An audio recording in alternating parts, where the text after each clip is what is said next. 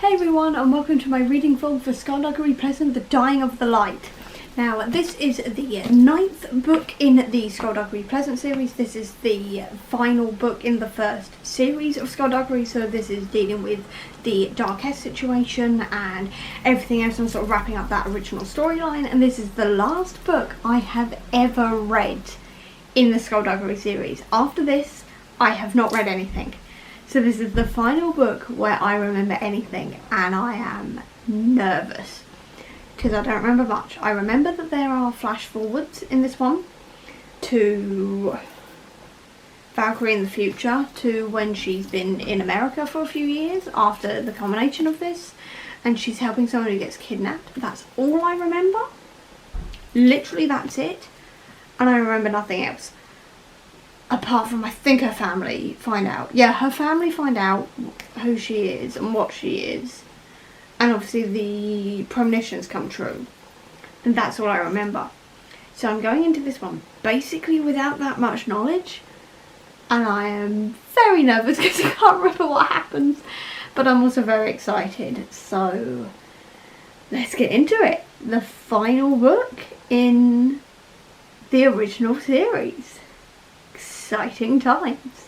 Cannot wait. I thought the flash forwards were in America. Glad I remembered that. But I also really like as well the fact that 1, she's called the dog Xena, and 2, you're not quite sure if they're talking about Valkyrie or the reflection in the flash forwards, because you don't know they're flash forwards. Apart from you get this idea that she must be about 25 by now because she's been there for 5 years. But also you don't know because they keep on, she goes by Stephanie, and obviously the reflection goes by Stephanie, so you're like, which one is it? But I also really like as well the fact that you get this sense even in the second chapter that Skulduggery and Stephanie, even though they're working together, there's still a lot of tension there because Skulduggery's like, no, you're not Valkyrie kind of thing, and I really like that sort of tension there because they're working together, but he is not enjoying it because he wants his best friend back, and I really enjoyed that level of conflict here. I just find that really interesting and really well done, especially how it happens in just the first chapter alone. I forgot that Stephanie and Fletcher got together. Completely forgot that, but it's also just reminded me that I have a bingo board, funnily enough. Because in the last live stream, which I'll leave the link to up above, we were talking about what we predict is going to happen, and one of the bits on the bingo board is Fletcher makes bad relationship choices. Yep, we've got that bit. So I'm going to quickly tick that one off. Found the editor, got it going, got it crossed off. I'll leave the ending bingo board at the top when I have finished the book. But what I also really love as well is because Fletcher's talking about the fact that he's with the monster hunters, and he says, Gracious is such an unbelievable geek though. It's like everything he's ever loved is now on a t-shirt, and I'm like, relatable, as I'm literally wearing a Black Panther t-shirt right now, and as you can probably see from all of my videos, all of my t-shirts are fandom based, so relatable. I'd like to be friends with Gracious. I think we'd get along. So I've just read chapter 16, and I am pretty sure that the fact that the karate instructor is called Noonan is a reference to Khan Noonan Singh of the Star Trek films. He is one of the villains, and I don't know much about him. I've only ever seen Star Trek Into Darkness that involves Khan, to be honest. But I do think that may have been a reference, because obviously there are loads of references throughout these books to loads of different various pop culture things, films and TV and all the rest of it, so I wouldn't be surprised if that was a reference. But again, I'm 16 chapters in and I remember none of this. I do not remember the idea that Finbar had a dream about Valkyrie, or Valkyrie being still inside Darkest's head. Obviously I know she's still in there, but I couldn't remember her breaking out at all, or attempting to, or anything else. I cannot remember a thing about this book at all. None of it at all is coming back to me, which is really disconcerting because usually by this point I've remembered a lot of things, but this time nothing, apart from the fact that the bit set in America is Valkyrie, 5 years after the events of what's happening in the now of this book. Obviously the plan to separate Darkess and Valkyrie goes wrong because there's still this much of book left, but I can't remember how it goes wrong. But I'm also pretty sure that the way they shut down the accelerator because it needs a soul freely given is that Stephanie the Reflection goes in there. I'm like 90% sure that Stephanie the Reflection actually shuts down the accelerator by giving herself up and dying. I've got no idea, but I'm pretty sure that's right. I can't remember. I've got nothing, I can't remember. Again, like, vague memories of things happening are coming to me, but they're not really, and I'm confused, so no idea. Absolutely no idea. I knew something went wrong in the splitting. I knew it, but I completely, like, I thought it just failed and they just didn't manage it. I didn't realise that, or like remember that it was going to be Darkess still inside the body and Valkyrie was the one taken out. Completely forgot about that really cool plot twist, especially now that she's turned Deacon Maybury into a rubber duck.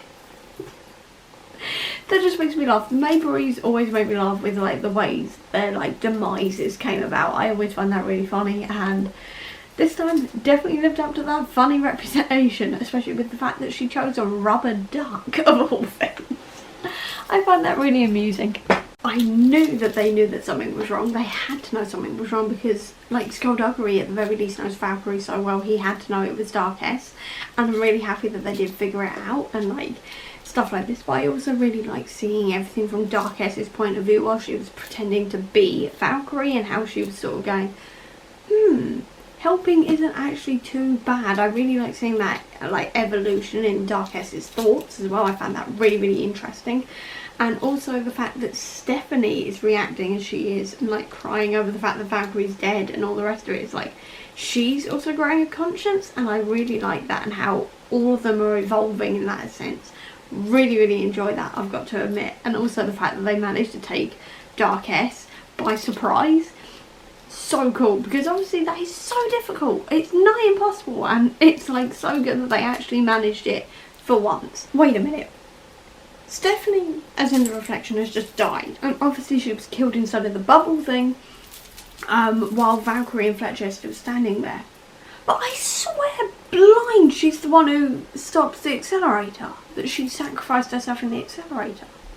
So now I'm sitting here going, wait, who does stop the accelerator? Because I have completely forgotten, and now I'm worried it's Tanith. Like, I am genuinely worried it's Tanith. I can't remember.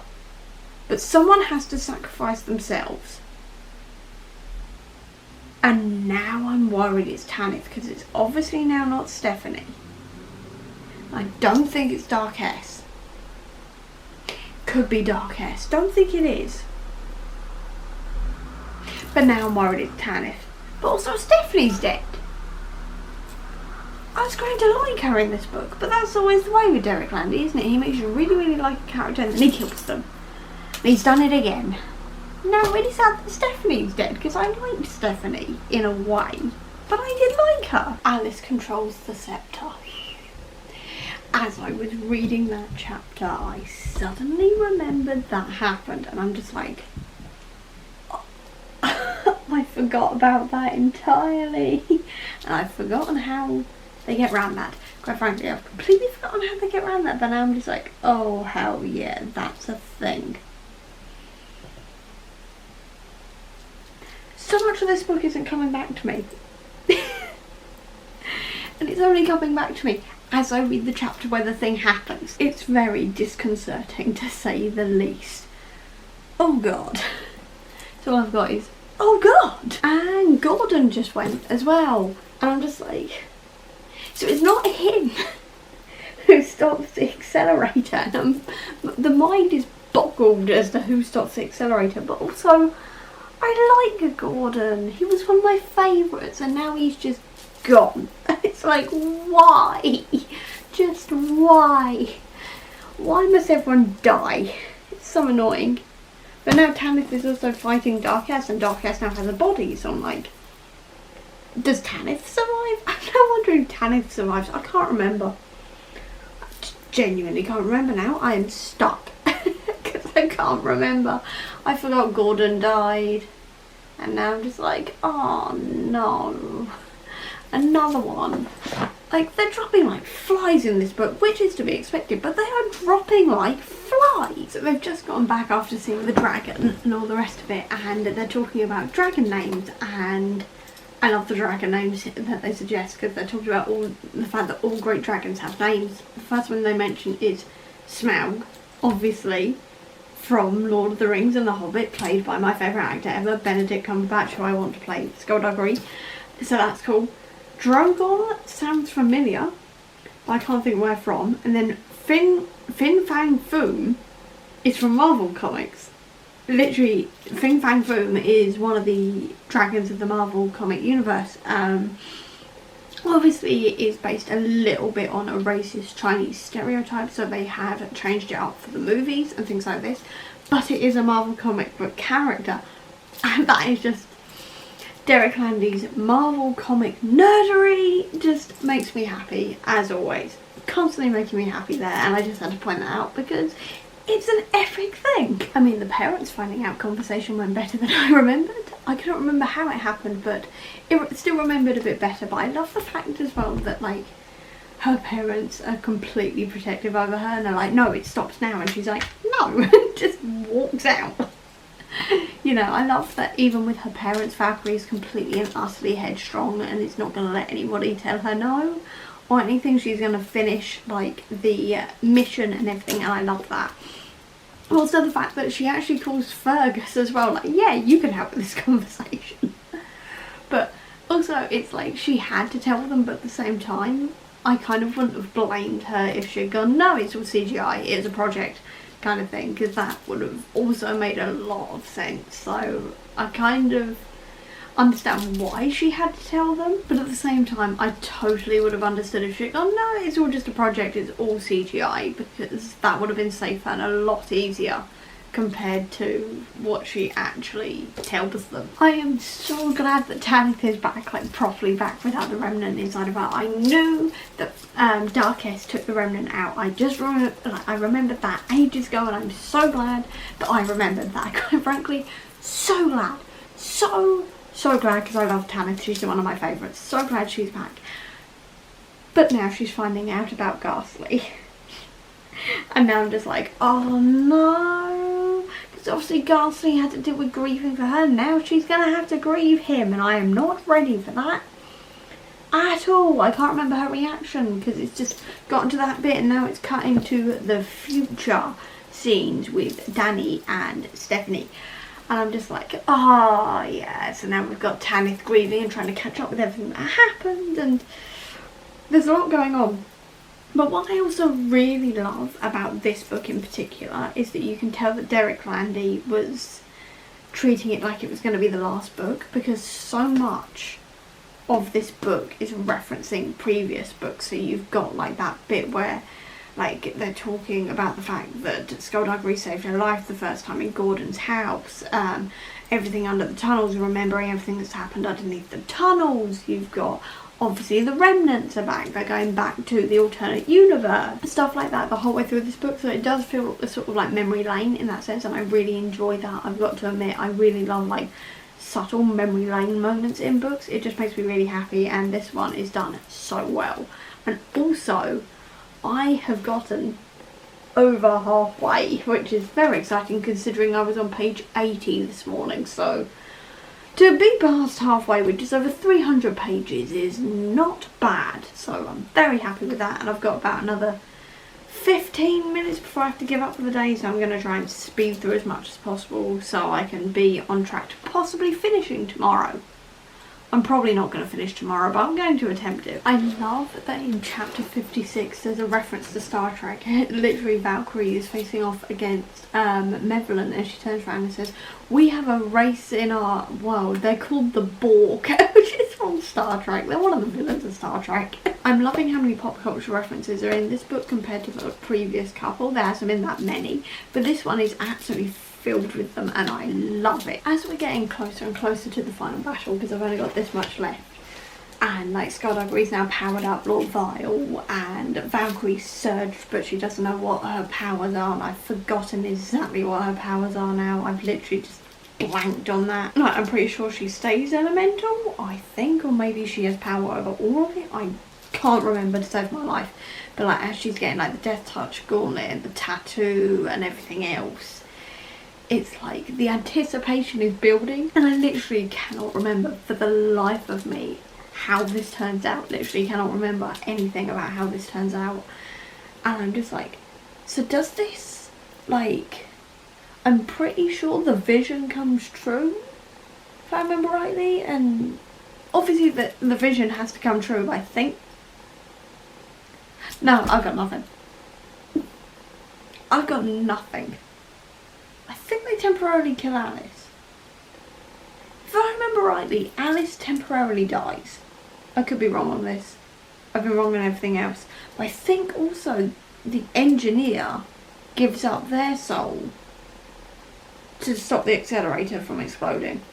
I'm pretty sure that happened. Everything else a complete mystery to me. Cannot remember to save my life. But I quite enjoy that because it's sort of like, ooh, what's going to happen? Because I can't remember the trials, can't remember the final battle, can't remember a thing. Yeah, Valkyrie's lightning power's not coming back to me whatsoever. I'm just looking at that going, is that the spell that Skulduggery's sort of bringing with the sigil, or is this her power?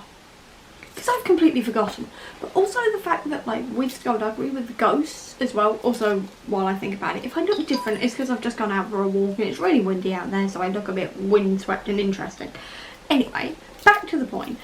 When Skulduggery's in the trials, he sees the ghosts of all of his family and everything else. But annoyingly, we do not get a description of what his wife looks like and things like this, and it really annoys me because I just want to know.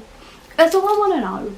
I just want to know what she looks like and his kid looked like, and like their names, because Skulduggery is still such a mystery and I'd love to know more about him. And what I'm hoping is that we get to find out more in the second season, because this season like of books was mostly about Valkyrie, and I would like to explore Skulduggery a bit more just because he's so like interesting and mysterious. But I feel like he's going to be like the Doctor in the sense that you don't know much about him the whole way through, but I would like to just a little bit more of finding out about his family. But I understand the mystery of it, but I'm still like, I would have liked a name or something, just something to just sort of tide me over essentially. But I did like that scene because it's sort of like bringing back Skulduggery's guilt and the people he's killed and the people like that have been hurt by him and things like this.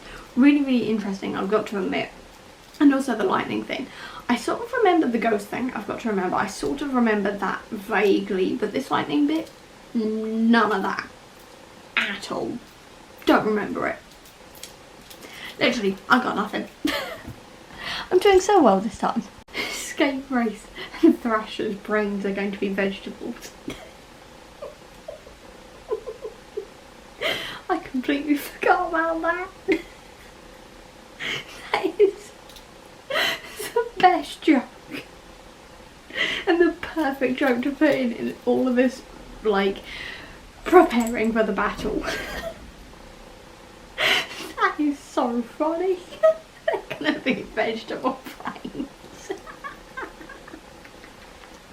I completely forgot that Nye had escaped and it. Now he's trying to kill China with the Black Cleaver. Completely forgot about that because it was such a quick thing that was said in like one scene ages ago and then never mentioned again until now, and it's like, oh yeah, Nye's escaped. I've completely forgotten that because so many other things are happening, and obviously like the fight between Valkyrie and Darkess was so cool because like we're not used to seeing that. It was such a fight that we needed to see as well because obviously the two of them have been battling inside one head for like 5 books. So to finally see them going at it toe to toe was so cool. And then also seeing like how Lord Vile and obviously the Deathbringer can work together as well, and how much power they've got, and the fact that Vile is also out, and the fact that China may have twigged that Skulduggery's Lord Vile, but not quite, but nobody else has. It's like, how has no one else figured this out yet? It's like, no one's figured this out, but they're clearly going to have to now. But I love that fight. And Scapegrace as well, being the king of the zombies, or king of the dead. so cool, because obviously he's been calling himself the Zombie King for years now, and it sort of feels right that he wanted power for all of the wrong reasons, and now he's turned down power because he's still needed on the side of good. I love that character arc for him so much. But now I'm also looking at as well, because Ravel was just escaped and they think he's heading towards the accelerator, and I think maybe Ravel stops the accelerator? Is he the Ravel or the engineer? I keep on changing who I think it is, but I think it's either Ravel now or the engineer, but I have completely and utterly forgotten. And I've only got 80 pages left, so my next update will probably be when I have finished. So let's get going. So I have just finished The Dying of the Light, and the ending to this one is so good. Like, I completely forgot how they defeated Darkest. Completely. I completely forgot that they got like Cassandra Faros and everybody else. For a minute I thought they were all dead, but then I was like, no, wait a minute, they're not all dead. But I couldn't remember how. I thought it was possibly reflections and everyone had a reflection, but obviously that was wrong. But I love how we got this really like dark moments with what Valkyrie had to do to Alice to try and defeat Darkest, and like the lengths they had to go to do it as well. And I like that they sort of gave Darkest her happy ending, but she'll also be dying at the hands of the Faceless Ones, so that's quite interesting. But I love the fact that they did all of that. I loved like the fact that you get this idea that Valkyrie's been away for 5 years as well, so we're moving the story onwards in time for the second series as well. I don't think there was a second series planned when this started, or like when this book was written, so in that sense it was like it wrapped up really well. If this was going to be the final ever book, it did wrap up really well. But I love the fact as well that it left it open enough to do another series. I loved like this fast forwarding to 5 years later, and you get the perspective of an outsider again. I love it when Derek Landy does that in these books. Loved seeing that. Loved like seeing Valkyrie like coming back to herself and going from being like an ordinary mystery girl to being the badass she is. I love the fact that Skulduggery came and picked it up even though you didn't see him. I knew it was Ravel. I knew it was Ravel. I thought Ravel sacrificed himself, but instead Skulduggery did, because obviously it's a soul freely given. Didn't have to be his soul, so he just chucked Ravel in instead, which is great. The man got what he deserved. Loved that. I love the final battle. I love the twists and turns of this one as well, and like everything. I genuinely just love this one so much. I love the fact that it got darker, but at the same time we got a lot of humour in here. I love the pop culture references. I loved all of the references to the previous books as well. Love that there's actually a TARDIS reference in the last couple of chapters, which I really liked, because they're saying, whoa, this house is bigger on the inside, like the TARDIS, and I'm just like, TARDIS, which I really enjoy. Like all the pop culture references. I'm so glad that so many of my favourite characters aren't dead. Like the Monster Hunters, very glad about that, because I really like the Monster Hunters.